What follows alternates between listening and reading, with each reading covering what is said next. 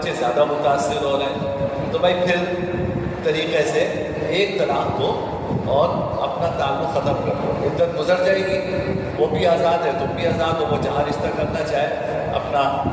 دوسری جگہ نکاح کر سکتے ہیں۔ تو یہ ہے طلاق کا کے مراحل۔ یہ مطلب نہیں ہے طلاق کا کہ جہاں آپ کو غصہ آیا منہ سے طلاق کے الفاظ نکال دیں، سمجھتے ہیں جس طرح منہ سے گالی نکالتے ہیں اسی طرح یہ منہ سے طلاق کے الفاظ نکال کے کسی کو ڈانٹ رہے ہیں، آپ کسی کو ڈپٹ رہے ہیں، یہ شریعت کے ساتھ مذاق ہے،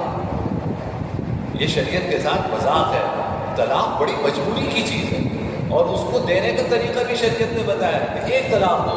ہمارے یہاں یہ ہے کہ یہ پتہ نہیں کہاں سے بات دماغوں میں بیٹھ گئی ہے کہ 3 طلاق کے بغیر طلاق ہی نہیں ہوتی، حالانکہ 3 طلاق دینا شریعت کی نگاہ میں گناہ ہے، جرم ہے۔